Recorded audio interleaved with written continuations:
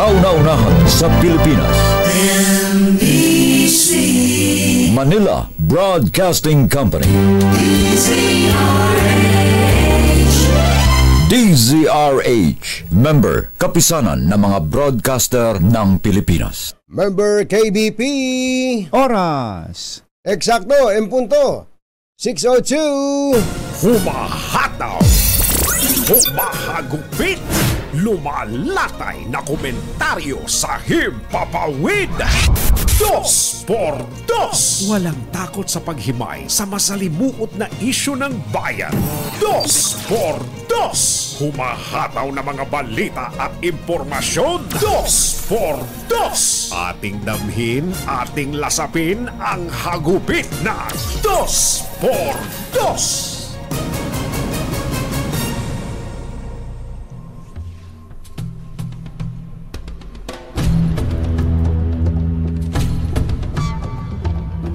Ibinunyag ni Chief Presidential Legal Counsel Juan Ponce Enrile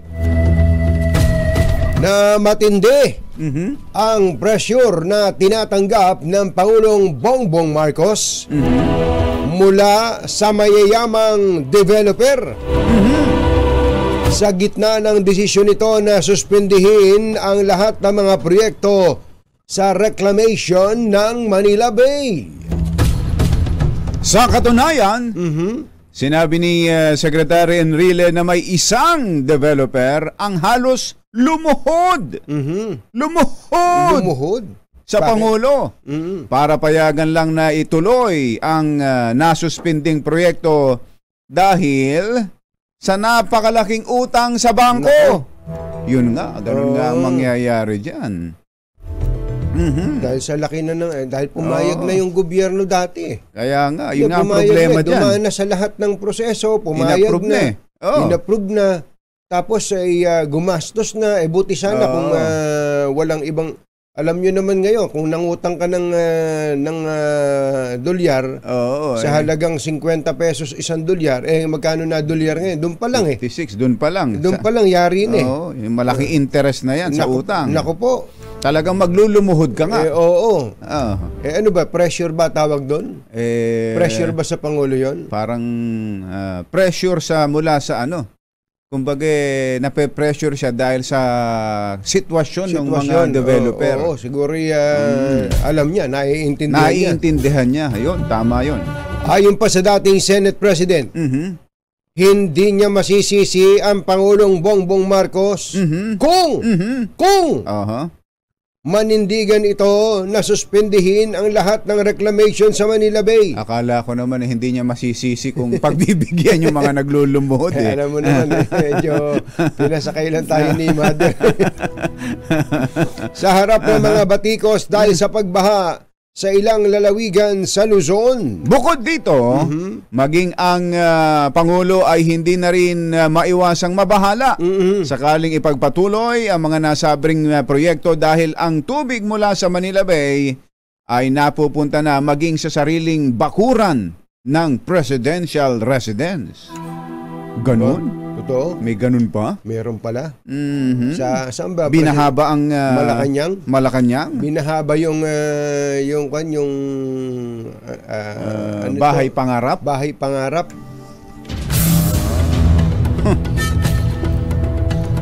Tubig yan. Water World yan. Isyu ng bayan, katotohanan. 2x2. At maitim ang balak, magtago ka na. 2x2. Si Jerry at si Anthony, narito na. 2x2. Hahataw ng todo, urado ka. 2x2. Ang katotohanan, dala nila. 2x2. Walang sinasamba pali, maniwala ka. 2x2. Hataw ng gusto, tol, umasa ka. 2x2. 2x2.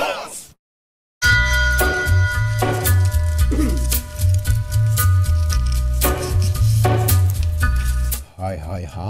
Take a little walk Maganda morning. and go across Magandang umaga, bayan! Bayan! Ito po si Anthony Taberna. Ito po si Jerry Baha. Muli pong sumasa inyo ang 2x2 ngayong araw na ito ng Friday! Yuhuu! Kumusta po kayo? May pasok na ha. Baka akala nyo ha, wala pa ha. At napansin ba kung batsero, mas marami sasakyan ngayon? Dahil talaga. sa balik eskwela na po ang ilang mga estudyante natin, lalo na sa private schools. Kasi yung public school ay Sa 29 pa eh. 29 pa eh. Nako, kaya yung ating mga motorista na nasanay na, may 5 minutes pa naman eh. Oo, nako. 10 minutes pa naman eh. Ibang sitwasyon ngayon. Iba. Lalo pat paulan-ulan. Mukhang Oo. malawak itong mga paulan-ulang nararanasan natin dito sa Metro Manila. Yan. Kaya yan ang lalo magpapatagal ho sa biyahe natin. Kaya kailangan gumising ng maaga, Ayan. kumilos ng mabilis. Yun. Pero pagdating sa kalye, hinay-hinay na lang. Yun ang kailangan. Si John nga kanina, napagalitan ko eh. Bakit? Kasi nung pasipol-sipol pang nagmamaneho ganyan, kinat siya ng isang motorsiklo mula sa kung saan, di muntik na siyang masubsob. Yan, siyempre, muntik na rin matagis niya yung motorsiklo. Na wala sa lane niya yung kumat sa kanya. Sa Commonwealth ba yan? Walang wala sa motorcycle lane. Ayun, Kumat na gano'n. Ito naman John. Hinabol. Tapos hindi John. Bibilisan natin. Itong John na to. Tapos talagang ayaw niyang tantanan. Gusto niya sigurong giliran din para sabi ko, tigilan mo na yan. Tigilan mo na. Nagpapaliwanag pa. Sabi ko, may toyo na ngayon. May toyo ka rin ba?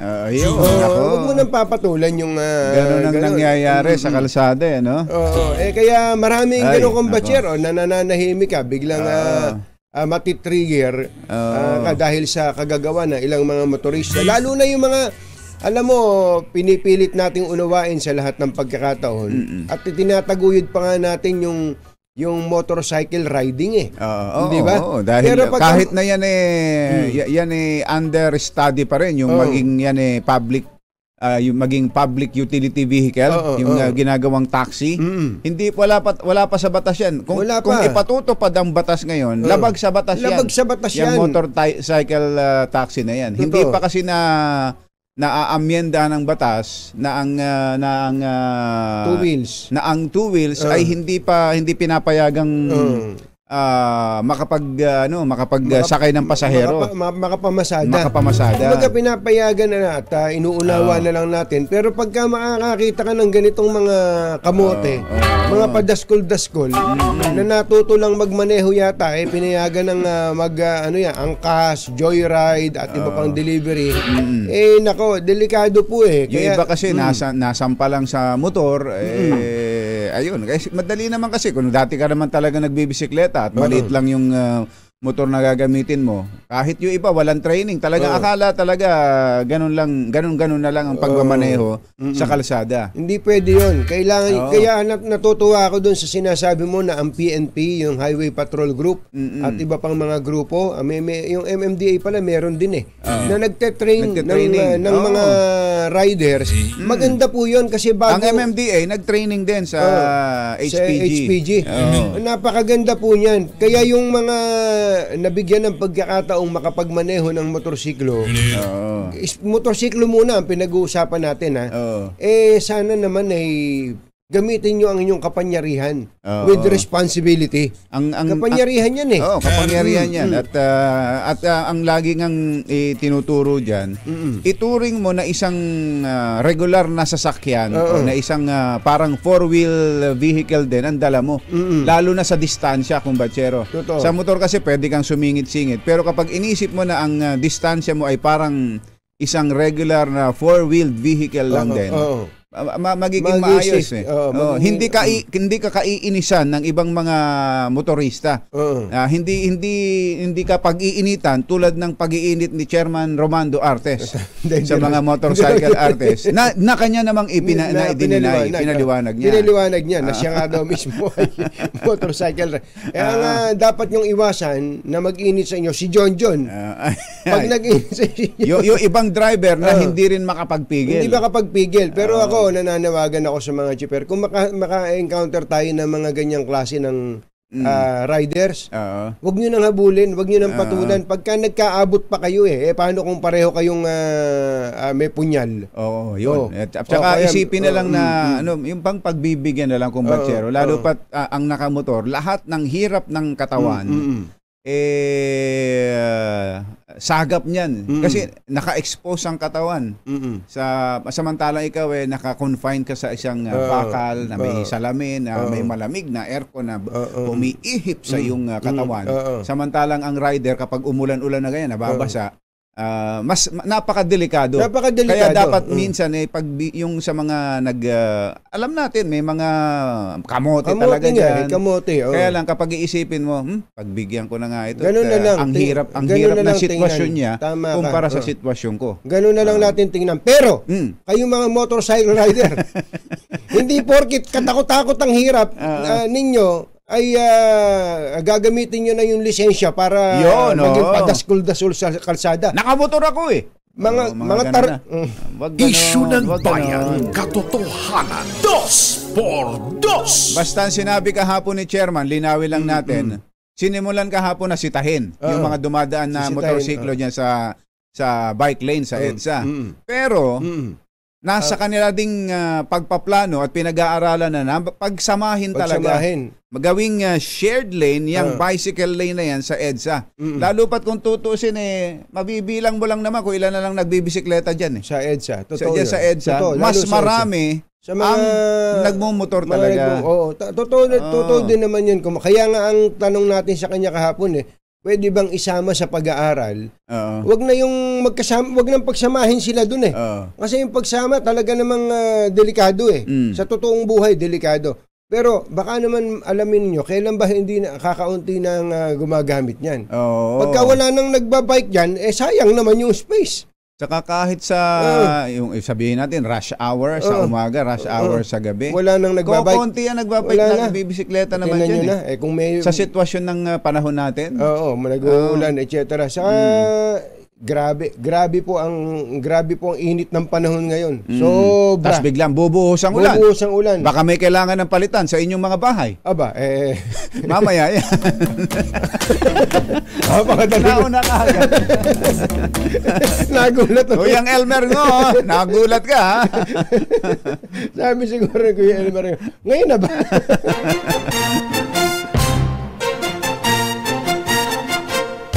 Katonying at ka-Jerry Anthony Taberna, Jerry Baha, ang samahang pinatibay na ng panahon. 2x2. 2x2. Dun sa mga taga-Embo Barangays Ayan, taga Makati kayo nung nakaraan. Ngayon, taga-Tagig na talaga kayo. Dineklara na po ng COMELEC na ang eleksyon ninyo ay under Tagig na. So si barangay chairman at kagawad kay Mayor Lani na magre-report. Mayor Lani na kayo magre-report. Alam nyo na. Pero sa isang banda, maliit ang gagastusin ngayon ni Mayor Abby. Mapapaliit. Mapapagastos na si Mayor Lani. Si Mayor Lani gagastos dyan. Wala ka na aabutan kay Mayor Abby. Ngayon, hindi lang mga estudyante at magulang ang magkukumpara ng tulong ng LGU. Pati mga barangay ngayon. Tama. Dati, bigay sa amin ni Mayor Abby, ganito Ganon. Tama. At hindi lang ganyan. Meron pang ganito. Ganon. Malamang. Marami na magkukumpara dyan. Kagabi, may mga nakausap akong abogado kong batsero. Yung pinag-uusapan pala natin, pinag-uusapan din nila. Tanong mo kung ano? Alin? Yung property? Hindi. Yung kung wala na yung first district halos ng Makati. Ano pa inire-represent ni Congressman Campos? Ayun ba yung distrito niya? Oo. Nako. Di ba yun nga ang sinasabi ni COMELEC Chairman George Garcia? Na kapag nawala yung 10 barangays na yon, ang matitira na lang sa distrito na yun, kakarampot. Hindi na siya qualified na maging isang distrito. Kaya nga. Kaya sino pa ang i-represent noon? Paano yung budget na na-allocate sa kanya? So parang ang mangyayari kaya niyan parang kung si Congressman Arnie Teves na-expel, ito madidissolve yung pagiging congressman. Ako po, masyado mo naman tinatakot si Congressman Campos. At madadagdagan naman ng congressional district ang Taguig. Ganun mangyayari na. Nako. Dahil 250,000 residents lang, pasado na pasok na sa isang distrito. Pasok nga ito sa additional district sa Taguig. Nako, abangan po nyo ang susunod na matinding labanan sa pagka-mayor ng Taguig, Mayor Binay and Mayor Cayetano. Abangan po nyo. At balita namin, meron ng mga kahapon meron akong napanood sa TikTok, mukhang may nagmo-motorcade ng taga Makati doon sa Taguig. Nako. Talaga, iba ito. Matindi abangan pala ninyo. Yan. Masamang tao lang ang takot sa dalawang to. Kaya kung maitim ang balak, magtago ka na. Anthony Taberna, Jerry Baha, Dos por Dos. Oras po natin, mga teachers. Hachi, Mr. Jalomtang, natanggal nyo na ba ang mga kung ano-anong mga nakadisplay sa inyong classroom, mga teachers? Hindi raw babawiin ni VP Sara Duterte yung kanyang order. Kahit na mga educational materials na klaro naman bawal. daw yung order. Wag lang yung mga yung nakaka-distract. Kasi nga naman punong-puno na. Yung iba siguro kasi magbawas. Yung iba yung mga nakapaskil, pero educational materials din naman yung iba. Yung mga educational siguro na kailangan dapat panatilihin yan. Natututo rin tayo niya. Ako nga natututo ako Pagka may nakikita akong yung go, grow and glow. Di ba? Ano ba yung mga halaman na go? Mga ganon sa elementary, di ba? Ganon. Pati ba yan pinatatanggal? Yung mukha lang yata nung mayor ang pinatatanggal. Ayun na talaga dapat tanggalin. Oras po natin, Lakyam Chapwehon, 6:18 ng umaga, ACS Balita. Susunod na! This time, Hanan Balita ang maaasahan. ACS Balita. Walang makakaligtas, walang makakalampas. Saan magsulok ng kapuluan, Luzon, Visayas hanggang Kamindanawan. Basta't may balita, ipagwagwagan ng sikat na tagapagbalita. ACS Balita. Kasama ang 2x2 tandem Anthony Taberna at Jerry Baha. ACS Balita. Ang programang ito ay hatid sa inyo ng ACS Manufacturing Corporation, ISO Certified, maker of world-class quality Pride detergent. Sa ulo ng ating ACS Balita, 5 barangay sa Quezon itinuturing ng drug-free ng PNP at PDEA. Mahigit sa pisong pagtataas sa presyo ng gasolina, umarangkada na. Pagtaas ng presyo ng produktong pagkain, pinangangambahan epekto ng El Nino phenomenon. Bureau of Corrections ikinasa ang paggiba sa mga kubol sa mga bilangguan sa bansa. 10 Embo barangays ng Makati magiging bahagi na ng Taguig sa BSK elections ayon sa COMELEC. Motorcycle riders na dadaan sa bike lane sa EDSA hindi muna titikita ng MMDA. Magandang umaga Luzon, Visayas at Mindanao. Good morning Philippines. Hello world. Kami po ang iyong mga tagapagbalita. Ito po si Jerry Baha. Ito po naman si Anthony Taberna. At ito ang ACS Balita. Alas 6:25 na ang oras ngayon. Sa detalye ng ating mga balita, unahin muna natin ang ACS Good News. 5 barangay sa lalawigan ng Quezon ang idineklarang drug-free o ligtas na sa iligal na droga. Ayon sa Provincial Police at PDEA, kabilang dito ang Barangay 2 Sariaya, Barangay Tongko, Tayaba City, Barangay Dalahican, Lucena City, Barangay Santa Catalina, Pagbilao at Barangay 2 Salukban. Ayon kay Quezon Police Chief Colonel Ledon Monte, marami pang barangay sa probinsya ang sumasalang at sasalang sa evaluation bago ideklarang drug-free. Tiwala si Monte na mawawala na ang presensya ng droga sa probinsya sa pagtutulungan ng mga residente, local government units at iba pang stakeholders. Yung mga itong Quezon, una ang kanilang naipagtagumpay ay yung insurgency free. Di ba? Di ba yun yung pinagmamalaki ng Governor Dr. Helen Tan, di ba? Ngayon naman, drug free. Dapat lang. Ang laking talaga malaking perwisyo kumbatsero ng droga at ng insurgents sa mga probinsya at sa iba pa. Sa iba pang mga lugar, yan ay magagawa lang kapag ka magaling. Iba talaga ang nagagawa ng local chief executive. Andun yan. Doon talaga sa, tinan mo, from insurgency free, ngayon ay drug free. Ayan. Kaya mga barangay, yung mga barangay chairman na nandiyan, na nakakaupo dyan at gusto nyo pang tumakbo, ito ang una nyong pagtuunan ng pansin. Ibig sabihin, sa droga, kayang-kaya nyo. Ibig sabihin, meron ng ibang pinagkakaabalahan ng mga taga Quezon. Yung kabuhayan. Kapag kasi walang kabuhayan, ayun, nako, kung iba-ibang maatupag niyan. Pag rebelde, pagdodroga, yun, dun mauuwi. Congratulations sa mga taga Quezon! Alas 6:27 ang ating oras. Umarangkada na ang panibagong oil price hike na mahigit piso kada litro ang gasolina habang katiting na dagdag presyo naman sa diesel. Ito ay kaanim na sunod na linggo na pagtaas ng presyo ng mga produktong petrolyo habang sa gasolina habang ikapitong sunod naman sa diesel at kerosene. Sa magkahiwalay na anunsyo ng mga kumpanya na langis, ang dagdag presyo sa gasolina ay 1.10, 20 sentimos naman sa diesel habang 70 centavos sa kada litro ng gaas o kerosene. Alas 6:28 na ang oras ngayon. Diyos maray na aga sa Indugabos, mga Bicolano, mata na kamo, gising na. Pinahambahang magdulot ng pagtaas ng presyo ng pagkain ang El Nino. Ayon sa latest monthly bulletin ng US Climate Prediction Center, pwedeng magpatuloy ang pagtaas ng presyo ng pagkain sa Pilipinas dahil sa 95% na tsansa na magtuloy-tuloy ang El Nino sa Disyembre hanggang Pebrero ng susunod na taon. Sinimulan na ng Bureau of Corrections ang pagbuwag sa mga kubol o makeshift room sa mga kulungan sa buong bansa. Ayon kay Bucor Chief Gregorio Katapang, magsasagawa sila ng search operation sa NBP para masugpo ang pagpasok ng mga kontrabando. Alas 6:29 na ang oras ngayon. Naimbag na bigat kada kayo amin na po. Agreeing kayon, gising na.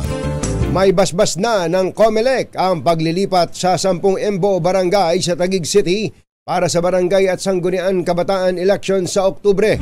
Sa memorandum ng COMELEC, kasado ng simula ng poll body ang proseso para sa administrative transfer ng records ng mga apektadong botante mula sa dating Makati Barangays.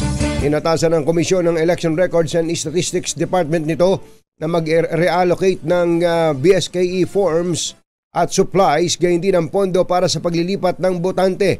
Pinaghahanda rin ng Office of the Election Officer ng Makati, 2nd District at Taguig ng bagong Project of Precinct, bagong listahan ng support staff at printed computerized voters lists. Wala pa ba? Akala ko'y andyan at binabasa ko kako yung balita biglang mo tinype ito Wala pa. Tapos nilagyan mo na standby. Ayun, di bale, mamaya kakausapin natin ang nakakaintindi rito sa usapan na to. Ito muna tayo sa ACS Balita. Alas 6:30 ang ating oras. Nilinaw ng MMDA na hindi nila titikita ng mga motorcycle rider na gagamit ng bike lane sa EDSA. Ayon kay MMDA Chairman Romando Artes, kailangan muna nilang konsultahin ang stakeholders at planchahing maigi ang polisiya. Sinabi ni Artes na hanggang rekomendasyon lang muna ang MMDA at ang DOTR ang bahalang magdesisyon sa bagay na ito. Mukhang ang tinutukoy dito ni Chairman ay yung shared lane. Yes. Yung pagkakaroon ng shared lane, yung kanilang pinag-aaralan at yun daw yung kanilang ire-rekomenda sa DOTR. Pero sa ngayon, yung dahil yan ay designated bike lane, bawal pa ang motorsiklo diyan. Hindi pa ngayon yung shared. Hindi pa ngayon yung shared. Pinag-aaralan nila yan at mukhang papunta doon si Chairman Artes, ang MMDA, sa pagre-rekomenda sa DOTR na gawing shared lane yung bike lane sa EDSA. Yan. Okay. Alas 6:31 ang oras ngayon. Nagbabaga pa rin ang mga balita dito sa ACS Balita. ACS Balita. ACS.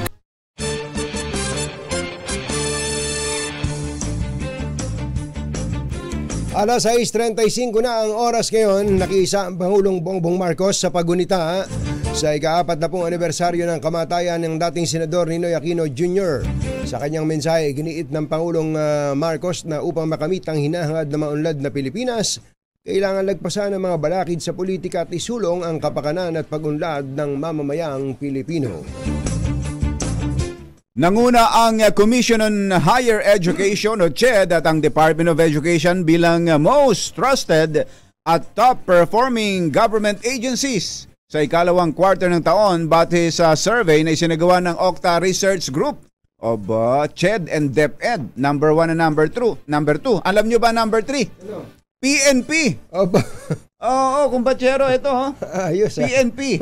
Ang CHED ay nakakuha ng 80% ratings, ang DepEd ay 79%, sumusunod na ang PNP. 76%. Congratulations sa ating PNP. Ibig sabihin, pataas ng pataas ang pagtitiwala sa inyo ng ating mga kababayan. Nalagpasan pa ng PNP ang DOH at ang DSWD. Ganon? Kapag ang pag-uusapan ay trust ng publiko. Ayan. Sino ba ang PNP chief ngayon? Si PNP Chief Ricardo Sarmiento. Ang tagal na nun. Baka napaiktad pa tuloy si General Sarmiento ngayon. Naalala ko si General biglang bumangon at pumunta sa Krami. Naalala ko nung ating panahon ni dating Pangulong Cory Aquino yan. Hindi ba? Patagal ng patagal. Kasi isa yan sa mga naging controversial na PNP chief dahil sa appointment. Saka yung fire truck, fire truck sa PNP. Pagka i-interviewin natin si General Sarmiento, hindi mo, nandun sa opisina, nakabantay tayo sa harap ng opisina sa headquarters. Tapos sasabihin ng staff pagkalipas mo maghintay ng mga 2 oras. Wala, umalis na. O saan dumaan? General. May baging ba doon sa likod? May padulasan yata sa likod. Biglang tumatakas. Pero ngayon, ang taas Congratulations sa ating kapulisan, General Benji Acorda. Ayan, At syempre, ang inyong Public Information Chief. Nasa PIO yata. Nasa PIO yan. Si General Red Maranan. Yun. Sana. Tsaka yung kanilang spokesman, Colonel Jane Fajardo. Congratulations. 6:37 na ang oras ngayon. Sinuspinde ng COMELEC ang pag-imprenta ng mga balota para sa Barangay at Sangguniang Kabataan elections kahapon. Ayon kay COMELEC spokesperson John Rex Laudianco, ito'y matapos ang power service interruption sa National Printing Office na nakaapekto sa CCTV at mga server. Kasadong magbalik ang pag-iimprenta ng balota mamayang alas 8 ng umaga. Itinanggi ng Armed Forces of the Philippines na kanilang tinanggihan ang paglahok sa napaulat na naval drill ng US, Japan at Australia sa South China Sea. Sinabi ni AFP Chief General Romeo Browner na hindi naabisuhan ang sandatahang lakas tungkol sa nasabing aktibidad. Ayon kay General Browner, inumpisahan nang i-verify ng AFP sa US, Japan at Australia ang napaulat na trilateral naval drill na gagawin sa teritoryo ng Pilipinas na inaangkin ng China sa West Philippine Sea. Nako, mukhang ano kaya ito? Kuryente ba itong report na ito tungkol sa naval exercise na ito? Dahil siyempre, unang dapat nasabihan ang Pilipinas. Ang Pilipinas, sa atin dito yan. Sa lugar na to. Kaya nga kahapon, nung inire-report natin to at binabanggit na hindi kasali ang Pilipinas, ang binabanggit natin baka kasi matangay lang ng alon yung barko natin sa lalaki ng mga warships ng ng US, Japan at Australia. Yung pala, Oo, hindi tayo walang ganun. Walang ganun. Walang ganun. Hindi alam ng AFP na merong ganun. Tingnan niyo po itong banner story ng The Manila Times. Ano sabi mo? Baka tangayin lang ng alon. Baka tangayin lang ng alon. Ito, sabi dito sa picture, alon starts. Kaya nga pala. Pero inyo, kung sasali ang Pilipinas doon sa pagkalalaking mga warships ng US, Japan at Australia, di ba ganun yan eh. Kapag dumaan ang barko, lilikha ng alon yan. Kung maliit lang yung sasakyan mo, nayayanigin ka ron. Talaga. Yung pala, wala palang ganun. Baka hindi nila alam number ni General Browner. Baka nga. Bigay natin. Pambihira. Mother, where is father? 6:40 na ang oras ngayon.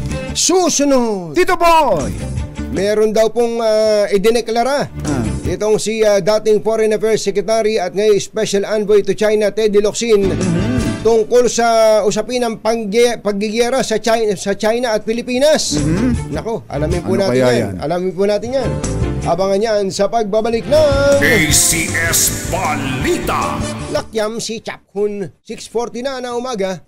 ACS Balita. Ang programang ito ay hatid sa inyo ng ACS Manufacturing Corporation, ISO Certified, maker ng world-class quality Pride detergent. Hi! Maganda morning. Anong araw ba today, kumbachero? Today and everyday, Smart Dishwashing Day! Yuhuu! At sa ating everyday dishwashing, syempre, Smart Dishwashing Paste. Heavy duty and linis dahil may double tanggaling formula. Kaya tanggal sebo, tanggal bakterya pa. San ka pa? Yan ang Smart Dishwashing Paste. Sa plato, kaldero at plastic, linis, fantastic! Kaya number 1 ng Smart Dishwashing Paste, a product of ACS Manufacturing Corporation.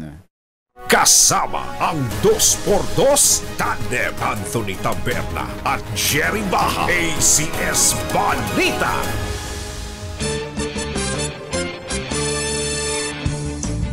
Ano ba tong kaagage traffic? Alamin nga natin kung bakit. Ayoko pa namang nata-traffic nung si RH28 Raymond Dadpaas. Ang aga-agang bumangon, gumising, tapos mata-traffic lang. Para pumunta sa Senado. Oo. Meron kasing sa Senado yan, hearing ngayon ng Senado, ang Senate Bureau of Investigation. At iimbestigahan nila, baka gusto nilang matuto kung gaano kagaling na escape artist. Si, anong pangalan nun? Kilala ni Raymond yan. Yung escape artist sa Bilibid. O yung napagkamalang buto ng manok. Napagkamalang patis. Ay nako. Alamin natin ang dahilan ng matinding traffic sa Kawit. RH28 Raymond Dadpaas. Come in, Raymond! Idol, Tonyeng at Jerry, abiso ito sa mga motorista na nanggagaling sa western side ng Cavite na gumagamit ng Cavitex. Dahil mahaba-haba na itong traffic ngayon. Dito pa lang sa paglampas ng pagpasok ng toll ay traffic na. At tinitignan ko doon sa aking ways kanina, mukhang dito sa may bandang gitna nagkaroon ng problema. Itong nagresulta sa mahabang traffic na ito. Ako naka-traffic na dito mga 12 minutes na, pero hindi ko pa makikita kung paano lulusot dito sa area nito. Punong-puno Punong-puno. Punong-puno itong picture na pinadala mo sa amin. Parang ang parking lot ito. Ayan, tsaka yung video. Ayan, Itong video magalaw pala. Magalaw pala. Video pala yan. Para kasing picture lang. Hindi gumagalaw eh. Oo. Pagkakamala ng picture. Pambihira. So, yung pagpasok mo, mga gaano kalayo pa dyan sa toll gate? Pagpasok, paglagpas ng toll, paglagpas ng toll, traffic na. Itong tapat ng Pogo Island, tapat ng Pogo Island. Dire-diretso na yan. Nandito sa medyo palapit na sa gitna, pero hindi ko pa na... masikip na dali ng traffic ko sa bayan to. Hindi na siguro na hinawakan sa pagtaas ng singil. So, iba ito naging sitwasyon sa oras na ito. Yan direksyon na yan, papunta saan yan, Raymond, yung matraffic? Papasok ng Maynila, Jerry. Papuntang Baclaran. Ayan, papuntang Baclaran Ayun, na itong lane na ito. Pero normally ba pagka ganitong oras, hindi naman ganyan katindi? Raymond? Nawala. Ayun, na-traffic na rin, pati signal ni Raymond. So, doon po sa mga motorista natin, hindi ko lang masabi kung gumamit kayo ng alternate route, meron bang iba na pwedeng daanan? Saan ba pwedeng dumaan? Para makarating dyan sa pupuntahan nyo dyan dito sa Metro Manila. Papuntang Metro Manila. Naku po, magtyaga-tyaga lamang. Yan ang sinasabi namin ni Kumbachero. 5 minutes lang na diferensya na magpataan ka. Yari ka na. Anyway, thank you, Raymond.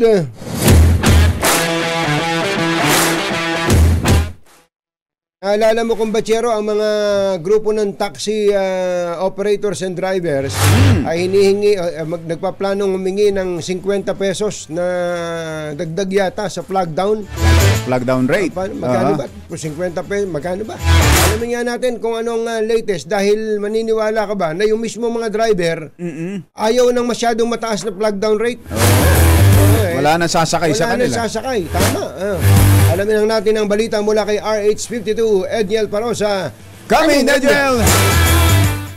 Jerry at Anthony, bagamat gusto nga ng taxi driver, syempre, magtaas pasahe, tutol naman ang ilan sa kanila sa masyadong mababa at masyadong mataas din ay dadagdag sa kanilang flag down rate. Ayon kay Manong Angelito, higit isang dekada ng tsuper ng taxi, masyadong mataas ng 30 pesos na increase na hirit ng ilang operators group para maging 70 ang flag down rate sa taxi. Pinangangambahan kasing magbalik ang epekto nito sa kanila at kumonti naman ang mga pasahero ng taxi na, remember, matatandaang marami ng kakumpetensya gaya ng TNVS at motorcycle taxis. Sa kabilang banda, isa naman itong si Manong Angelito sa mga taxi driver na hindi nagpatupad lang 5 pisong increase sa flag down rate noong nakaraang taon. Matatandaang inaprubahan ng LTFRB ang 45 pesos na minimum na pasahe, pero lugi umano ang drivers dahil sinisingil naman sila ang kanilang operators ng dagdag na boundary kapag sila'y nagpa-recalibrate ng metro. Pakinggan natin si Tatay Angelito.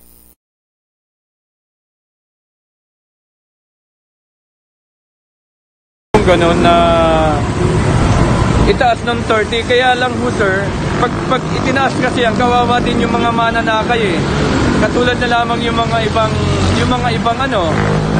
ibang minimum rate lang na mababa yung minimum natin dito sa Pilipinas.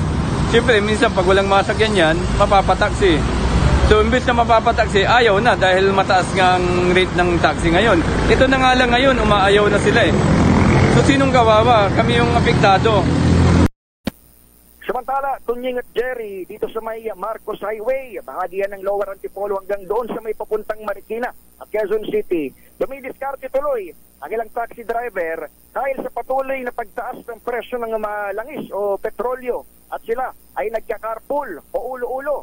Kahit bawal ito sa tinatakda ng LTFRB, sa isang biyahe, humahakot yung ilang mga tsuper ng maraming pasaherong iisa ang tinutumbok na daan, saka sila sinisingil ng mga ito kada ulo. Para sa kauna-unahan sa Pilipinas, DZRH, ito si Edniel Parosa. Tuloy-tuloy sa pagbabalita, tuloy-tuloy sa serbisyo. Sama-sama tayo, Pilipino. Thank you, Edniel. Nagatid sa kabuuan ng ating ACS Balita. Ito po si Anthony Taberna. Ito po si Jerry Baha.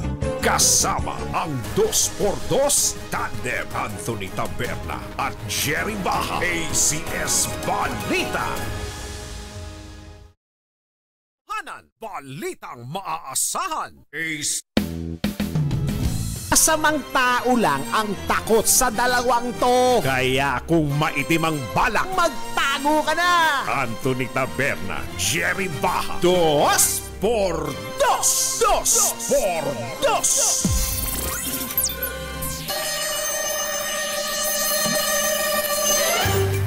Uy, binabati lang natin kung Bachero ang mga kababayan natin na nandyan sa Southern California. Ang hindi pala ng bagyo dyan. Si Hurricane Hillary. At ang balita po natin, itong bahaging ito ng California, for the first time in 84 years, grabe, ngayon lang uli nakaranas inabot ng ganitong klase ng bagyo. May mga malakas na pag-ulan daw po ngayon Diyan sa Southern California, sumasakit din ang ulo ng mga taga-California. No, Bushfire, tapos bagyo, yung California, lindulin din yan. Kaya nga. Kaya nako, katakot-takot din po ang sitwasyon nila. Kaya ako, ayoko muna umuwi. Ako man. Hindi mo ako mapipilit Dito umuwi. muna ako sa inyo sa Pilipinas. Hindi, mag-ingat po kayo, lalo yung mga kababayan po natin na nandidiyan po sa Estados Unidos, particularly dito po sa bahaging ito ng California. Dito sa atin, kapag kami mga kalamidad, hirap na hirap tayo. Akala nyo, tayo lang ang nagkakaproblema. Pati malalaking bansa. Tingnan nyo po, yung mga larawan po na yan. Lubog yung sasakyan. Yung Palm Springs, Cumbachero, disyerto yun eh. Ayun disyerto yun, pero kita mo naman ang baha. Pinupuntahan yan ng maraming tao at pinapasyalan yan. Pero ngayon, lubog. Lubog. Diyan galing si Timothy Bradley, yung binugbog ni Manny Pacquiao. Ganun ba? Sa Palm Springs. At maraming Pilipino dyan. Kaya sa area na yan, malapit din kasi yan sa outlet store. Kaya tingnan ninyo ang mga mauunlad, malalaking bansa nakakaranas ng mga ganyang pagbaha. Tayo man, kaya hindi tayo ligtas eh. Ang kwan lang diyan kung paano natin tinutugunan yung ganyang mga pagsubok. Tulad na lang ng pagsubok natin sa traffic. Ayan, nako. Dito sa EDSA, kumpachero, pinapaalala lang sa atin itong si Engineer Rudy Gonzales diyan sa San Jose, Batangas. Yung proposal daw ni RSA na tayuan niya ng elevated steel highway mula monumento hanggang dito sa Rojas Boulevard. Hanggang sa dulo. Merong ganun nga. General Bok, Ed Arevalo, paki-remind mo nga si RSA. Ano na kaya napapagod na rin siguro si RSA kakapropose. Kasi pagka naghain ka ng panukala at ikaw na mismo gagastos, lahat ng klase ng red tape dadahanan mo. Ay, ganun? Mario Joseph naman. Katonying at Ka-Jerry, Anthony Taberna, Jerry Baha, ang samahang pinatibay na ng panahon. 2x2. 2x2.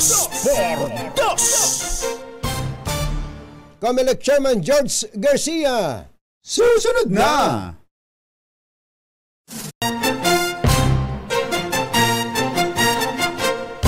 Katonying at Ka-Jerry, Anthony Taberna, Jerry Baha, ang samahang pinatibay na ng panahon. 2x2. 2x2.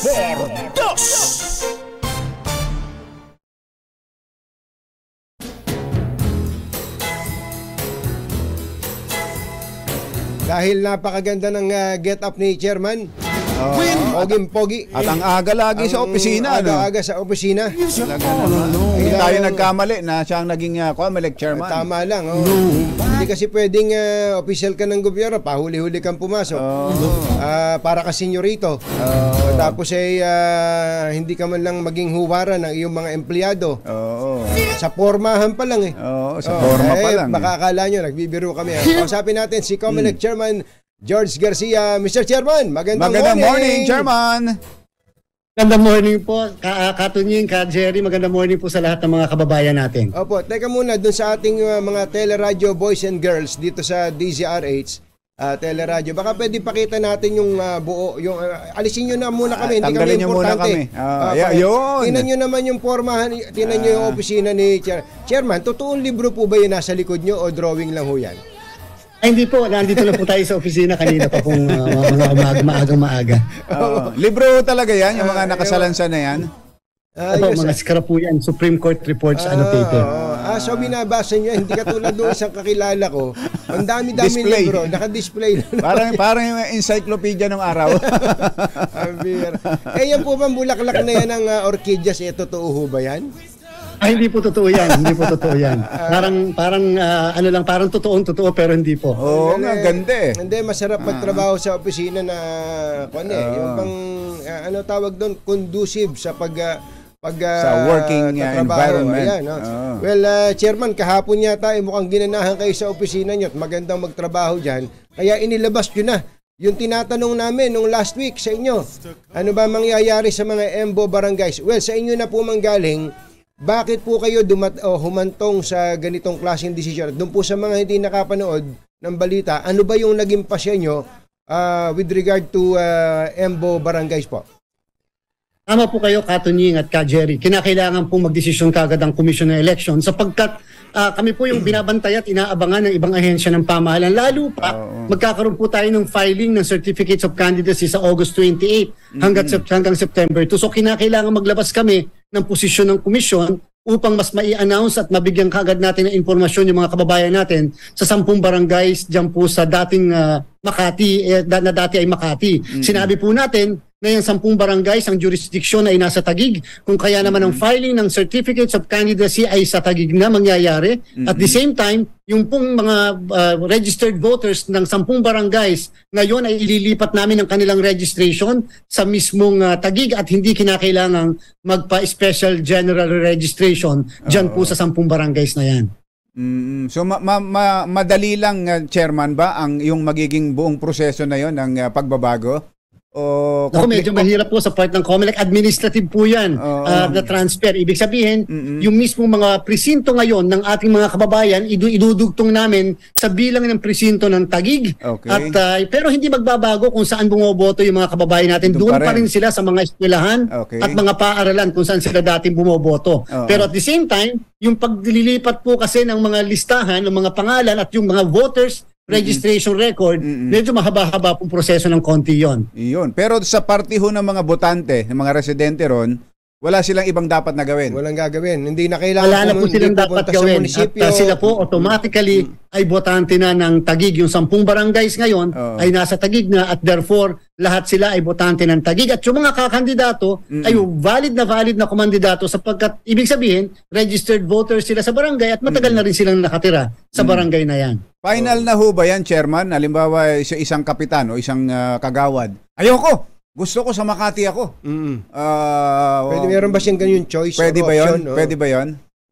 Pwede po, wag sila mag-file ng Certificates of Candidacy. So pagdating po ng September 3, kung sino lang po yung nag-file sa amin ng Certificates of Candidacy, yun lang po yung aming i-consider na mga valid na kandidato. Yun ang aping po naging desisyon o resolusyon, pwede po maitaas. Halimbawa sa Korte Suprema upang questionin kung iyan may naitama o consistent pa sa naging desisyon ng Korte Suprema rin mismo sa naging awayan o naging kaso ng Makati versus Taguig o Taguig versus Makati. Interesado lang po kami, Chairman. Medyo usog kami ng konti.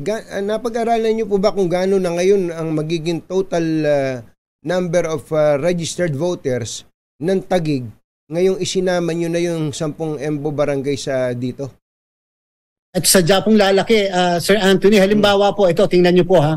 Yung pagkikreate po ng isang distrito ay Kongreso ang ang dapat may kapangyarihan dyan. Yung pong natitirang 2 barangays doon sa distrito ng Makati, hindi po namin pwedeng alisin yung local COMELEC namin dyan. Therefore, isang distrito pa rin yan hanggang sa kasalukuyan. Subalit yung 10 barangays na may more or less 300,000 SK at saka regular na botante ay masasama ngayon dito sa Taguig. And therefore, yung isang distrito dyan, kung hindi tayo nagkakamali, second district ng Taguig, ay bigla na lamang dadagdagan ng mga 300,000 na botante, SK at regular na botante. Kasi hindi naman po pwede kami ang mag-create ng isang distrito pa. So sa ating pagkakaalam, mga lalabas po, yung isang distrito na yon magiging more or less mga 450,000 po yun. Kayo, hindi sa inyo ang pagka-create ng distrito, pero yung pag-dissolve ng district, Kongreso din po yun. Hindi rin po ang Commission ng Elections. Kung kaya naman yung 2 natitirang barangays isang doon district sa pa rin sila. District ng Makati ay mananatili po. Imagine ko yung barangay na yung distrito na lilipatan nitong 10 Embo barangays kumbachero. Magiging 450,000. Mas malaki pa pala yung Embo barangay voters kesa dun sa lilipatan distrito, Chairman.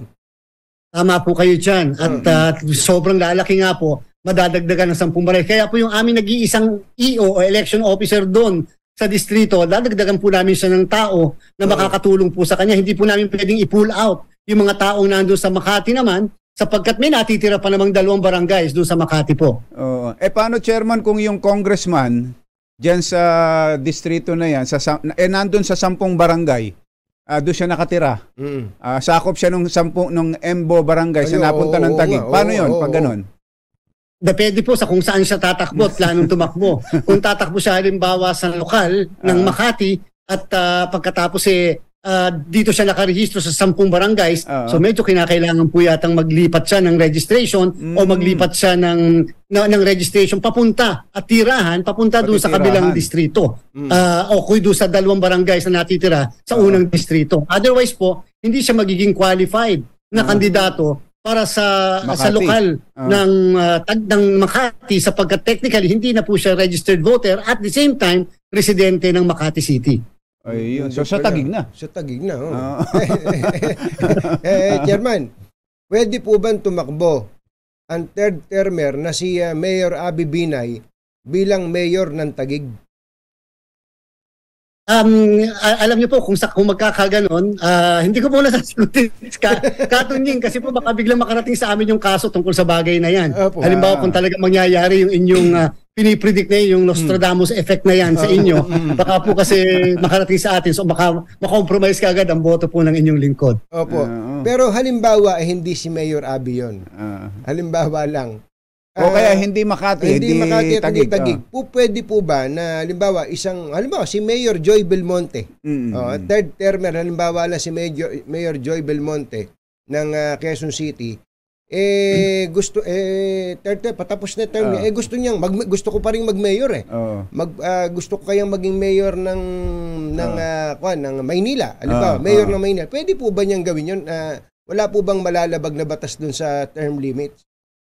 Ang sabi po ng Supreme Court sa kaso ng Booking Morales versus the Commission on Elections, basta dapat hindi parehas ang constituency. Kung halimbawa, dating munisipyo biglang naging syudad, tanong, pangatlong termino ni Mayor nung siya ay maging syudad, pagkatapos gusto niyang tumakbo ulit sa bagong syudad, pwede ba siyang tumakbo? Sabi ng Korte Suprema, hindi. Sapagkat parehas yung mga bobotong mga kababayan natin doon. Pero yung sa pagkakataong ganito, yun po yung pinaka magiging basihan ngayon. Ang tanong, nagkaroon ba ng pagbabago sa personalidad nung mismong syudad na yan? Sapagkat kung tatakbo siya sa ibang syudad naman, pwede pong gawin yon, Sir Anthony. Basta magkaroon siya ng residency at registered voter siya nung mismong syudad na yan. Kung siya incumbent na mayor ng isang syudad, pagkatapos gusto niyang tumakbo sa kabilang syudad, kinakailangan mag-resign siya bilang mayor ng syudad na ito upang magkaroon siya ng 1 year residency doon sa kabilang syudad na yon. So nakuha na po namin ang sagot, Chairman. So kailangan mag-resign ni Abby Binay 1 year bago ang eleksyon. Maaaring ganun po ang konklusyon na nakuha nyo sa akin pong sinabi. Ang galing. Iba talaga kayo, Chairman, Professor. Natututo po kami sa inyo. Galing. Opo. Okay. Last na lang. Kahapon daw po ay pinatigil ninyo ang imprenta ng mga balota dyan sa NPO dahil nagkaroon ng power service interruption. Ano na po ang update, Chairman? Tama po, Sir Anthony, Sir Jerry, tayo po ay nagre-reprint ng mga balota ng mga dating munisipyo naging syudad, katulad po ng Calaca, katulad po ng Baliwag, Bulacan at saka po ng Carmona, Cavite. Nagre-reprint din po tayo ng mga balota ng dating Maguindanao, ngayon po ay South at saka North Maguindanao, at kasama na rin po yung pagre-reprint ng balota ng 10 barangays na dati ay Makati, ngayon ay Taguig. Kahapon po kasi hindi po nagkaroon ng power interruption yung buong NPO, subalit yung pong aming live streaming na doon po nagkaroon ng problema sa power. Ayaw po natin magpa-imprenta tayo ng hindi naka-live stream ang ating pong ginagawa. Gusto po natin nasasaksihan ng lahat ng kababayan natin yung ginagawang proseso sa pag-iimprenta ng balota kahit ito man ay reprinting ng balota. At yun po, kaya po pinatigil natin hanggat hindi na ibabalik yung kondisyon ng ating live streaming sa Facebook at saka sa Comelec website. Ngayon po, okay na po yun. Kaya itutuloy na po natin yung ating pong reprinting ng mga balota. Wala po bang backup yung NPO? Kasi na-imagine ko, buti na lang at barangay elections at reprinting lang ito. Kung national election to, basag ulo to. Siguro nagsusuntukan na yung mga bugbog sarado na ang NPO at kayo sa mga political parties.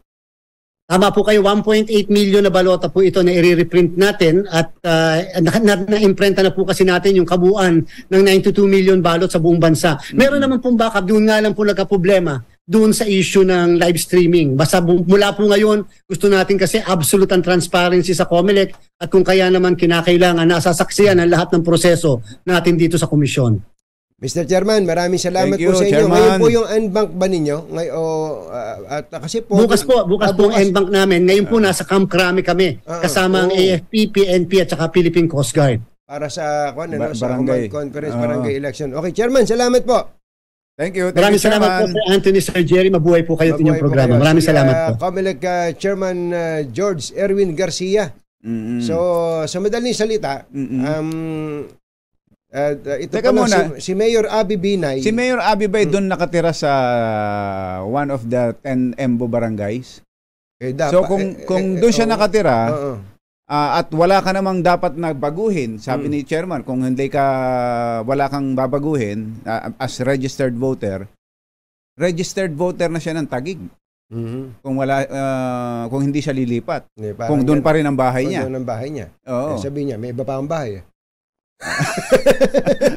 Pero kung saan siya yung rehistro niya, kung ano yung nakarehistro sa Comelec, kung saan siya nakatira, yun eh. Tama. Kailangan niya lumipat ngayon ng bahay. Ganun ang dating nun. Pero kung ayaw niyang lumipat at gusto niyang maging botante at magkaroon ng residency sa Taguig, kailangan niya mag-resign. As mayor. 1 year before. Kasi hindi siya pwedeng maging mayor ng Makati.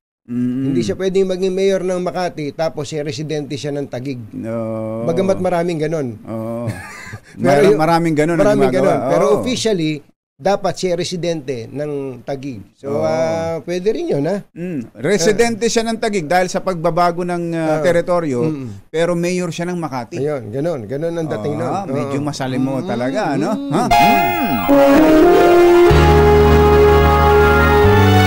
Kauna-unahan sa Pilipinas. NBC Manila Broadcasting Company.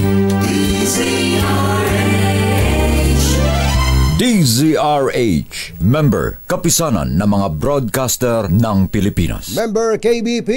Oras! Kapopoy, 7:16 ng umaga. Yun. Balitang bagong-bago, balitang dapat alam mo, balitang magdadagdag ng talino dahil bagong impormasyon, makibalita, unang-una sa DZRH. Pangunahing balita kasama ang 2x2 tandem nina Anthony Taberna at Jerry Baha.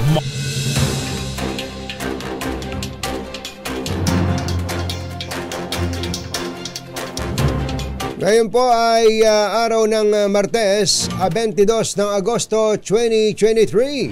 Sa ulo ng ating mga pangunahing balita, bus driver sa Metro Manila at mga lalawigan hihingi ng taas pasahe. 70 pesos na flag down rate, hirit naman ng taxi operators. Vice President Sara Duterte pinanindiganan ng utos na alisin ang mga palamuti sa dingding ng mga silid-aralan. JED, DepEd, PNP, most trusted ng publiko sa isang survey. Pangulong Bongbong Marcos nasa ilalim ng pressure mula sa mayayamang developers kaugnay ng mga reclamation projects sa Manila Bay. Pagkakaisa, panawagan ng Pangulong Marcos sa Ninoy Aquino Day kahapon. At Senado, may ikinakasang panibagong pagdinig o investigasyon sa New Bilibid prisons. Magandang umaga, Luzon, Visayas at Mindanao. Good morning, Philippines. Hello, world. Kami po ang inyong mga tagapagbalita. Ito po si Jerry Baha. Ito po naman si Anthony Taberna. At ito ang Pangunahing balita. 7:18 ng oras ngayon. Detalye ng mga balita sa aming pagbabalik. This time 22 ang oras ngayon. Sa detalye ng ating mga balita, hindi lang ang mga jeepney driver at taxi operator ang humihirit ng taas pasahe, kundi maging ang mga pampaserong bus sa Metro Manila at mga lalawigan. Ayon kay Juliet De Jesus, Managing Director ng Samahan ng mga Transport Operator ng Pilipinas o STOP, kailangan humingi na rin sila ng taas pasahe epekto ng unli oil price hike, maintenance ng sasakyan at mataas na presyo ng spare parts. Bukod dito, sinabi ni De Jesus na nagbigay na rin ang mga bus operator ng taas sahod sa kanilang mga manggagawa makaraang magpalabas ng kautusan ang Department of Labor ng 40 pesos na minimum wage hike sa NCR. Binuhay ng grupo ng taxi operators ang apilang itaas sa 70 pesos ang flag down rate mula sa 40 pesos sa gitna ng serye ng oil price hike. Ayon kay Bong Suntay, Pangulo ng Philippine National Taxi Operators Association, 1 taon nang nakabinbin ang kanilang hirit sa LTFRB. Sinabi ni Suntay na noong 2017 pa sila pinayagang magtaas ng flag down rate kung saan ay nasa 34 hanggang 38 pa lamang ang gasolina. May inaprobahan niya ang LTFRB na 5 peso fare increase sa taxi noong 1 taon, ngunit hindi ito na ipatutupad dahil wala itong kaagibat na meter recalibration. Muling nagtaas ng presyo ng mga produktong petrolyo ang mga kumpanya ng langis sa gasolina. Mariano Kaindo, kumbatsero. Nagtaas na naman po ng 1.10 bawat litro ang gasolina, 20 sentimos na diesel at 70 sentimos ang litro ng kerosene o gas. Pero sa Timog Avenue, ayaw daw pong magtaas ng isang gasolinahan. Ha? Bakit? Hindi pwede yan. Hindi pwede yan. Sino yan? Ha? Isang gasolinahan daw po sa Quezon City ay ayaw magtaas ng presyo ng produktong petrolyo. Alamin natin kung saan ito. Baka pwede pang humabol. Naroon si RH5 Val Gonzales. Kamil Val! Jerry Anthony, kung nagpatupad na ng panibagong pagtataas sa presyo ng gasolina at diesel, itong malalaking mga oil company, sabay mari pang humabol para magpakarga ng krudo. Ang mga tsuper ng pampaserong jeepney, itong clean fuel na matatagpuan dito sa kaban ng Timog Avenue. Ito ay dahil alas 4 pa ng hapon magtataas itong clean fuel ayon sa mga staff nitong gasolinahan na 20 centimos per diesel o 20 centimos sa kada litro ng diesel, habang 1.10 naman sa kada litro ng gasolina yung kanilang ipapatupad mamayang hapon. Yung auto LPG, yung mga dun sa mga taxi ay 33.55 pesos yung kada litro, yung diesel 59.70, habang yung kanilang gasolina ay 64.95. Ito na yung ito yung pinakamababa sa merkado, habang itong Petron at itong Shell at yung iba pang mga malalaking oil companies ay alas 6 umaga kanina nagpatupad na ng kanilang pagtataas sa presyo. Pakibanggit mo nga uli yung location ng ayaw pang magtaas na yan. Dito sa kahabaan ng Timog Avenue, malapit sa kanto ng Ibardulasa Street dito sa Quezon City. Itong clean fuel na ito na napakalinis ng kanilang CR. Hindi mo basta mapapasok dahil kailangan mo. Ano kailangan? Clean CR, ha? Clean CR. Clean CR. Dapat tama. Clean CR pala. Dahil sa clean fuel. Clean fuel. So ang diesel nila ngayon, habang hindi pa hanggang alas 4 mamayang hapon yan, ha? 59.70. Abay, mura yan. Wala pa 60. Wala pang 60 ito. Habang doon sa ibang mga oil companies, itong mga malalaking oil companies, 62.95. Napakalayo ng napakalayo. Malaking bagay ito dun sa mga lalo na dun sa mga tsuper ng taxi na nagpapakarga ngayon. Itong isang si driver dito sa clean fuel, malaking bagay sa kanila ito. Ito yung mga gumagamit na Jerry Anthony ng auto LPG. Auto LPG yung kanilang ginagamit. Kaya kapag dito ka nagpakarga, mas mura na di hamak. So yan ang sitwasyon dito sa ilang mga gasolinahan dito sa Quezon City. Para sa kauna-unahan sa Pilipinas, DCRH, ako naman Val Gonzales, tuloy-tuloy sa pagbabalita, tuloy-tuloy sa serbisyo. Sama-sama tayo, Pilipino. Thank you, RH5 Val Gonzales. Buo na ang kapasyahan ni Vice President at Education Secretary Sara Duterte na ipatanggal ang mga dekorasyon sa paaralan. Ito ang ipinaalam ni DepEd Undersecretary at Spokesman Michael Poa sa harap ng kahilingan ng mga teachers group na iapila ang naturang kautusan na nakapaloob sa DepEd Order No. 21 Series of 2023. Ayon sa opisyal, malinaw ang kautusan na dapat na panatilihing malinis ang silid-aralan, school grounds at iba pang pasilidad mula sa mga hindi kinakailangang artwork, dekorasyon, tarpaulin at poster. Alas 7:28 ang ating oras, ibinunyag ni Chief Presidential Legal Counsel Juan Ponce Enrile na may pressure na natatanggap si Pangulong Bongbong Marcos mula sa mga rich developers sa harap ng desisyon nito na suspindihin ang mga reclamation project sa Manila Bay. Sa kanyang pagbubunyag, sinabi ni Secretary Enrile na ito raw po, isa sa mga developer daw po nito ay halos lumuhod. At nakipag-usap pa kay Pangulong Marcos para ituloy ang reclamation. Gayunman, hindi binanggit o hindi tinukoy ni Enrile ang pangalan ng developer. Ibinahagi rin na opisyal na pinayagan ng Pangulo ang mga natapos na proyekto habang kinansela naman ang mga hindi pa nasisimulan. Dinetalye pa ni Enrile kung bakit kinakailangang suspindihin ang Manila Bay projects, lalo na sa kasagsagan ng backlash dahil sa pagbaha sa ilang lugar sa Luzon. Alas 7:29 ang oras, nanguna ang Commission on Higher Education o CHED sa 25 ahensya ng gobyerno na pinagkakatiwalaan ng publiko. Batay ito sa survey ng Octa Research para sa ikalawang quarter ng taong 2023. Nakakuha ang CHED ng 80% rate sa top performing at most trusted government agency survey.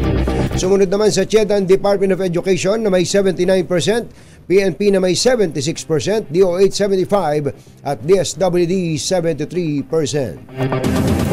May mga reaction kumbatsero, hindi makapaniwala dun sa pangatlo ang PNP sa most trusted sa survey na yan. Bakit ano gusto nila? Number one? Nagugulat sila dahil dati talagang laging kulelat, lagapak ang ratings, trust ratings ng PNP. Ngayon 76%, mas mataas pa sa DOH, ayan, 75% at sa DSWD na nakakuha ng 73%. Ayusin mo na, General Corda, yung kwelyo mo. Ayusin para sabihin mo. Congratulations! Samantala, nakiisa si Pangulong Bongbong Marcos sa paggunita sa ika-40 anibersaryo ng kamatayan ni dating Senador Ninoy Aquino. Sa kanyang mensahe, hinimok ng Pangulo ang mga mamamayang Pilipino na magkaisa at isang tabi ang hindi pagkakaunawaan para sa kaunlaran at kapakanan ng bansa. Iginit ng Pangulo na upang makamit ang hinahangad na maunlad na Pilipinas, kailangang lagpasan ang mga balakid sa politika at isulong ang kapakanan at pagunlad ng mamamayang Pilipino.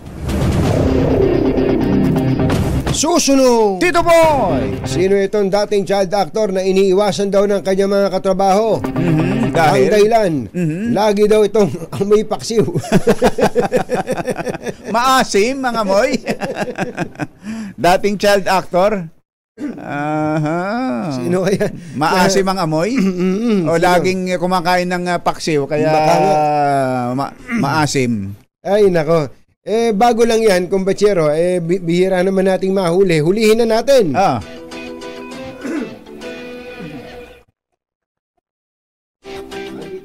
Andito na po si CHED Chairperson Prospero Popoy de Vera. Mr. Chairman, magandang morning. Si Katunying po, saka si Ka Jerry. Morning sa inyong lahat, sa inyong mga tagapakinig at tagapanood. Ang bihira, napakahirap nyo nang mahagilap ngayon mula nung naging gwapong-gwapo kayo at naging number 1 kayo sa survey, trust ratings. Congratulations, Chairman. Maraming salamat. Actually, ito'y hindi ko naman gawa. Ito'y united efforts mula sa mga empleyado ng komisyon hanggang sa mga universities na nag-i-implement ng mga programa ng CHED. Lahat naman ito'y nangyari dahil successful ang implementation ng mga programa ng komisyon at nararamdaman siguro ng taong bayan, kaya't mataas ang ating satisfaction tsaka performance, trust tsaka performance rating. Number 1 tayo ngayon. Dati-rati hindi naman kulelat, pero ang CHED ay andyan lang andyan. Pero ngayon number 1. Hindi kaya dahil mabait hindi ba dahil kaklase niyo sila Guido David?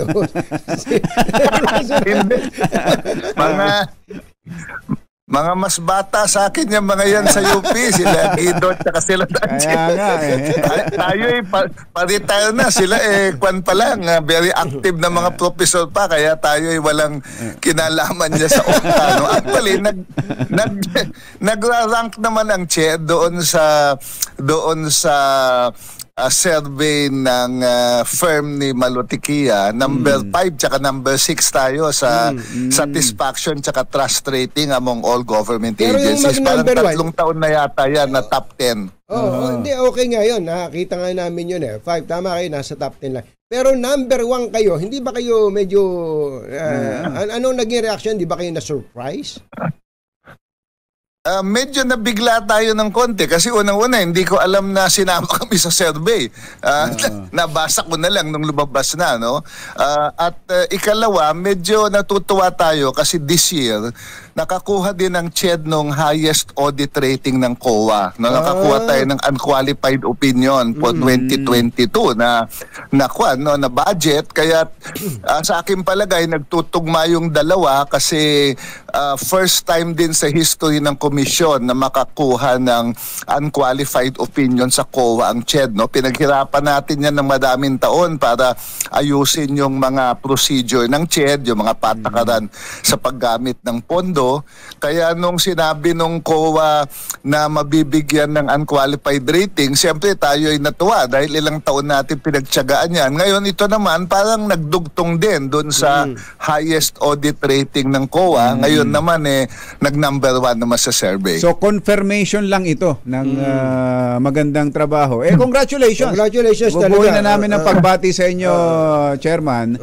Ito meron siguro siguro confirmation din confirmation din dahil tayo ay nabanggit sa SONA ng Pangulo. Merong 5 bahagi ng higher education na nasama sa SONA. Unang-una siyempre yung libreng edukasyon, pangalawa yung world-class universities, ikatlo yung ginawa natin sa maritime, no, na tayo ay na-certify ulit ng EU. Yung pang-apat ay yung tungkol sa mga nurses at yung pang-5 ay yung inisyatibo natin sa mga re-skilling ng mga estudyante. So tayo ay natutuwa kasi for the first time din madaming nabanggit sa SONA tungkol sa higher education. Tayo noon nung previous administration gawa tayo ng trabaho parang hindi naman natin marinig bigkasin ng Pangulo sa SONA. So ito ay nagdugtong-dugtong this year. Madaming mentions sa SONA, nagka-highest audit rating at ngayon ito ang nangyari. Kaya tayo siyempre natutuwa in behalf of everyone in higher education. Ayos yan. Eto ho, bakit pinatatawag nyo raw itong Philippine Christian University? Nako, sakit ng ulo yan. Kasi madami silang ginagawa na hindi sang-ayon sa mga patakaran ng pamahalaan. Ako'y nabigla dahil nakita ko sa Facebook, meron silang posting na nagbibigay daw sila ng graduate program even for foreign students na purely online. Natatapusin mo daw yung masters mo sa isang taon lang. Unang-una, hindi naman sila rehistrado na mag-offer ng distance education. Ikalawa, naglabas na tayo ng patakaran na yung pwedeng mag-aral online ng mga foreign students. Nung panahon lang yan, panahon nung COVID yan dahil may travel restriction. Correct. Pagkatapos ng COVID, dapat pupunta dito para mag-aral ang mga estudyante. Noon lang yan, inisyo natin yan kasi physically hindi sila makapasok. Mahirap naman na itigil ang pag-aaral. So sabi natin, habang may health emergency, ituloy nyo muna na mag-online sila. Pagpapayagan ng travel, dapat pumasok na sila dito. Sila yung nag-o-offer ngayon na for foreign students daw, pwedeng makapag-aral sa Pilipinas purely online. Labag yan sa nakalagay sa Transnational Education Law na kailangan unang-una, magrehistro sila sa CHED para ma-evaluate ang kanilang programa kung papayagan. So may mga pagkukulang kaya tayo naman ay sumulat sa kanila para ipaliwanag nila kung ano ba ang nangyari at bakit merong mga ganitong violation ng existing rules. Ano ba parusa sa ganyan? Kung blatant yung pong violation sa mga batas? Unang-una, kailangan itigil nila yung programa kung hindi ito allowed ng pamahalaan. Itigil.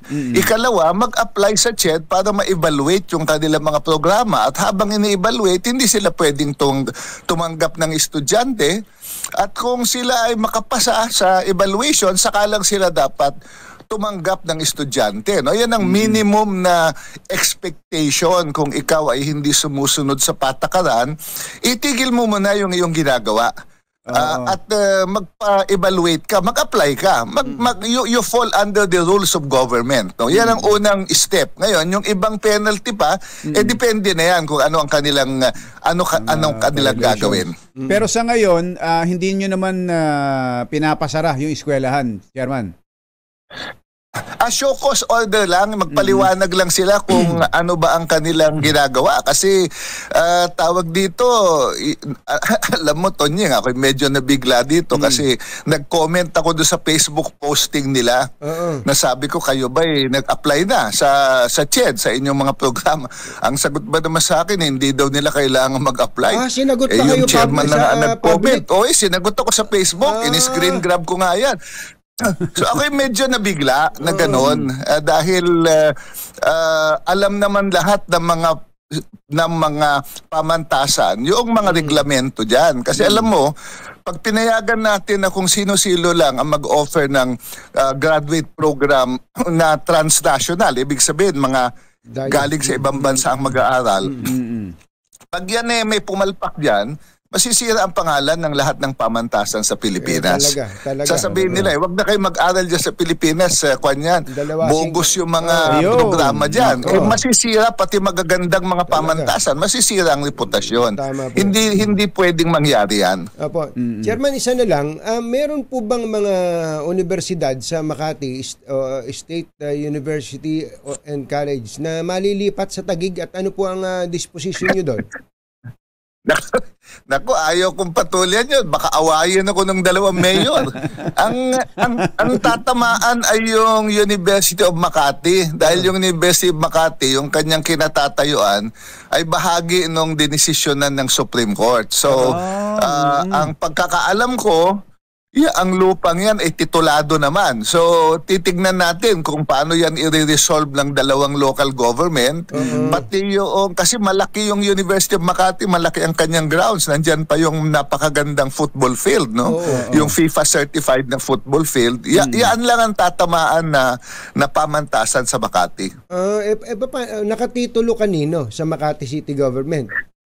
Yun ang aking pagkakaalam, nakatitulo siya. I have to check, no? Yun ang aking narinig. Hindi ko naman nakita yung mga dokumento, pero sabi nila, titulado to in behalf of the city government. That's what I was told, no? Ano po bang konyo ron? Ang take nyo o ang papel nyo sa transition? Wala naman, kasi yun namang pag depende kung paano i-resolve ito ng dalawang syudad, ang atin namang binabantayan yung kalidad ng kanilang mga programa, yung qualification ng kanilang mga faculty, yung facilities nila, at saka syempre yung pamumuno at pagpapatakbo ng pamantasan.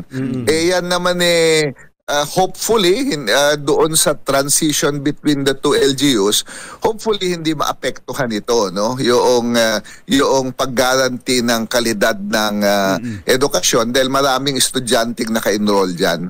Meron na ho bang nasa ganitong sitwasyon na pag-aari ng ibang local government pero nasa kabilang bayan, pero pinapatakbo pa rin nung isang kabilang LGU na may titulo nung property? Parang ito yung kauna-una ang alam ko. Ang merong mga ibang state universities at colleges na nagtayo ng extension campus doon sa labas ng kanilang probinsya. Merong nangyaring ganyan. Bago ako dumating sa CHED,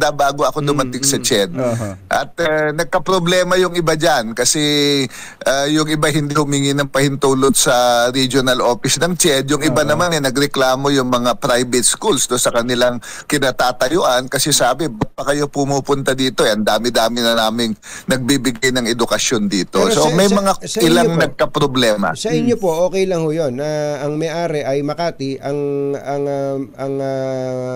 may teritoryo, Taguig. Kailangan i-resolve muna yung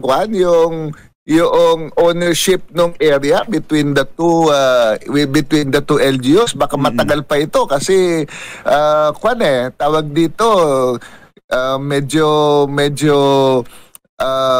iba-iba ang legal interpretasyon. Kung kailangan kumuha ng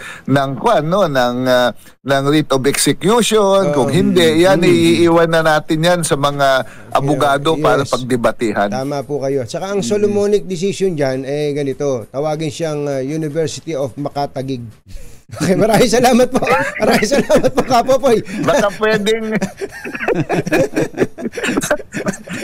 kaibigan natin pareho yung mayor dyan at sila magandang kanilang pamantasan. Kaya na yung pamantasan naman sa Taguig, maganda naman. Kaya pareho silang in-evaluate na ng CHED at pareho silang qualified under CHED rules. No? So yung kalidad naman dyan, both sides, yung pamantasan sa Taguig tsaka pamantasan sa Makati ay parehong aprobado ng komisyon yan. So wala tayong issue diyan sa dalawang local university.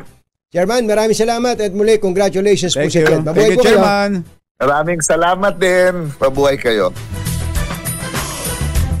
Pangunahing balita. 7:44 dun sa mga gustong magkapera diyan sa Kaybagal, Tagaytay City. Abangan nyo. Nasa Tagaytay pala si Sherwin. Tagaytay, nagpapalamig si Sherwin sa Kaybagal, Tagaytay City. Ilakas nyo na ang inyong mga radyo. Oras po natin, 7:44 ng umaga. RH number 1. Oras. Andito pa kami. Kapopoy. Ito si Greg. Hindi pa. Dami niya naman commercial.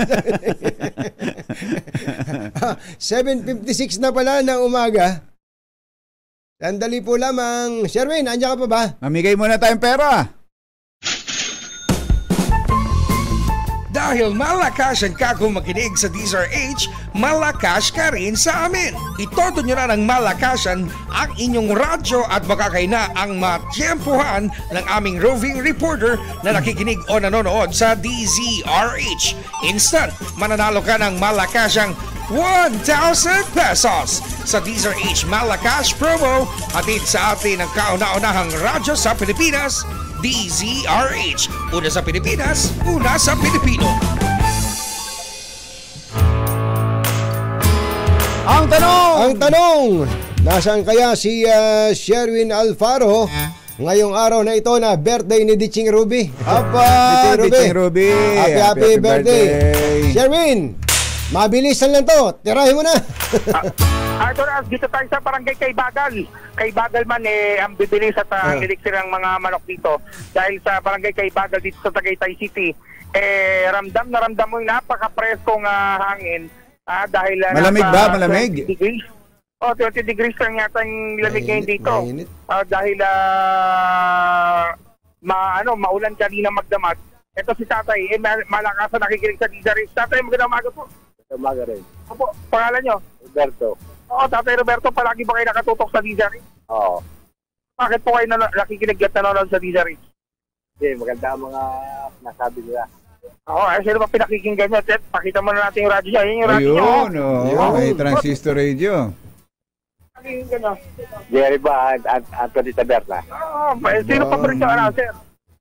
Si Jay Macalma. Si Jay Macalma, pero nakikinig kay Jerry Bahat, kay Anthony Taberna. Dahil dyan, mabilisan 1,000 pesos. Salamat sa inyo. Yun, naabot ka agad, oh. Buti pa si Tatay, alam na wala na tayong oras. Alam na, eh. Yung bubong niya, Cherry Loom. Ayun, Cherry Loom. Uy, dapat pala eh. Pinagyan niyo dapat eh. Pinakita ko na yung hero kanina. Oo nga. Baka kailangan na niya magpalit ng bubong. Buti nilang may bubong na maasahan. Oo, gawa sa state-of-the-art technology. May aluminum na. May pintura pa. Na available na rin sa pre-painted tile span. Para sa eleganteng bubong na matibay na makulay pa. Mag-cherry loom, pre-painted ka na. Tatay Roberto, cherry loom tayo ha. Thank you, Tatay. Yun. Dalin-dalin, nagpapalit na nga. Bagong-bago, ang sabi nga niya, kaya niya piniling cherry loom, makapal at saka may pintura na. Yan mismo yun, cherry loom mismo yan. Oo, cherry loom mismo to. Matindi. Bigyan mo pa na 1,000 si Tatay. Dagdagan mo 1,000 pa. Dahil gumagamit siya ng cherry loom.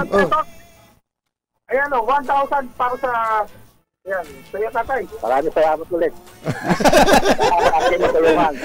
Talaga, alam niyang overtime na tayo. Overtime na tayo. Tama na raw siya. Mga Malakas, tumanalo ng 1,000 pesos.